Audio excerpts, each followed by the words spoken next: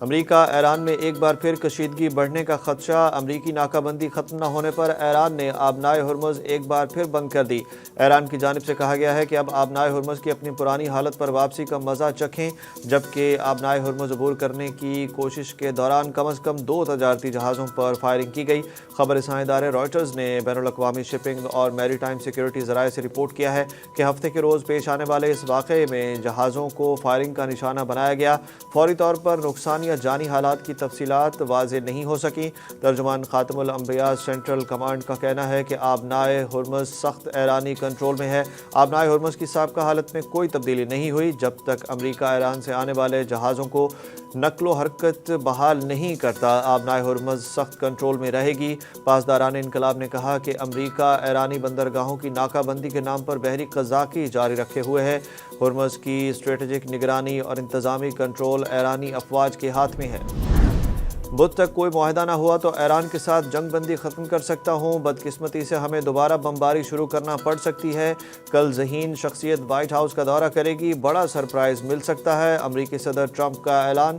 Donald Trump نے کہا کہ تہران سے ڈیل کا عمل اچھی طرح سے جاری ہے، مذاکرات ویکینڈ کے دوران بھی جاری رہیں گے۔ پاکستان کا خصوصی شکریہ ادا کرتا ہوں، آبنائے ہرمز میں ہماری ناکہ بندی کامیابی کے ساتھ جاری ہے۔ ایران کے ساتھ پہلے ہی بہت سے معاملات پر اتفاق ہو چکا ہے۔ ان کا کہنا تھا کہ ایرانی قیادت اپنے لوگوں کو مطمئن کرنے کے لیے کچھ مختلف کہہ رہی ہے۔ وزیر اعظم شہباز شریف اور فیلڈ مارشل سید عاصم منیر کی تعریف میں بولے، دونوں عظیم شخصیات ہیں۔ ٹرمپ نے یہ بھی کہا کہ ایران کے پاس کبھی بھی جوہری ہتھیار نہیں ہوں گے اور ایران کے ساتھ معاہدے کے تحت کوئی مالی تبادلہ نہیں ہوگا۔ ٹرمپ کے بیان پر ایران کا بھی سخت رد عمل۔ ایران کی بحریہ دشمنوں کو نئی اور تلخ شکست دینے کے لیے مکمل طور پر تیار ہے۔ ایران کے سپریم لیڈر مجتبیٰ خامنہئی کا سوشل میڈیا پر بیان جاری۔ انہوں نے کہا کہ پہلوی خاندان کی باقیات اور امریکہ کی سازش کو ناکام بنا کر ایرانی فوج نے تاریخ رقم کی۔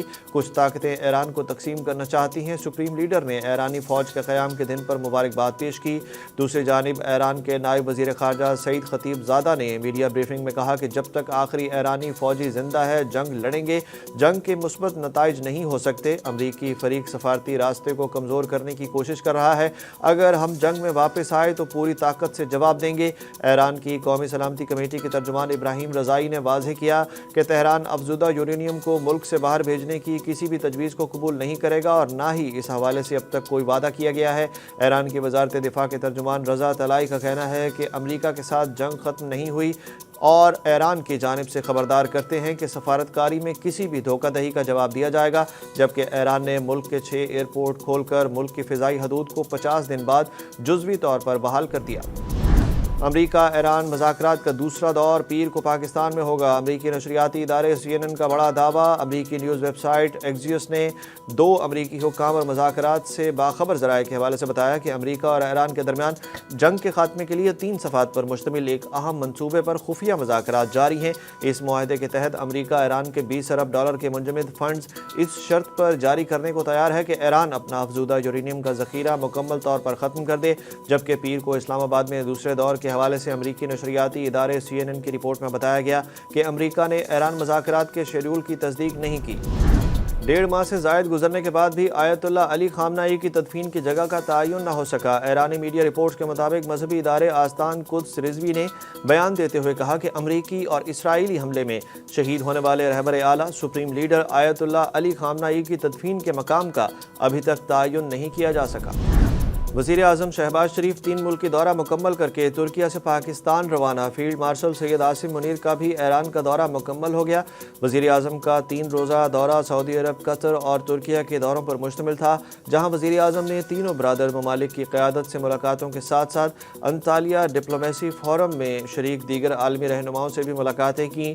دوسری جانب ISPR کے مطابق فیلڈ مارشل سید عاصم منیر نے ایران کے اسپیکر محمد باقر کالباف اور وزیر خارجہ عباس عراقچی سے بھی الگ الگ ملاقاتیں کیں۔ ان ملاقاتوں میں خطے میں پائیدار امن کے قیام اور علاقائی سیکیورٹی صورتحال پر بات چیت کی گئی۔ انہوں نے اس عزم کا اعادہ کیا کہ پاکستان ایران کے ساتھ تاریخی اور برادرانہ تعلقات کو مضبوط بنانے کا خواہاں ہے، جبکہ یہ دورہ خطے میں امن، استحکام اور خوشحالی کے لیے پاکستان کے پختہ عزم کا عکاس ہے۔ پاکستان کی دھرتی پر کسی قسم کی جارحیت کا منہ توڑ جواب دیا جائے گا۔ Air chief marshal Zaheer Ahmed Babar Sidhu کا دشمن کو دو ٹوک جواب۔ پاکستان ملٹری اکیڈمی کاکول میں پاسنگ آؤٹ پریڈ سے خطاب کرتے ہوئے ایئر چیف مارشل نے کہا کہ مارکہ حق بنیان و مرصوص میں پاکستان آرمی کی حکمت عملی دنیا نے دیکھی۔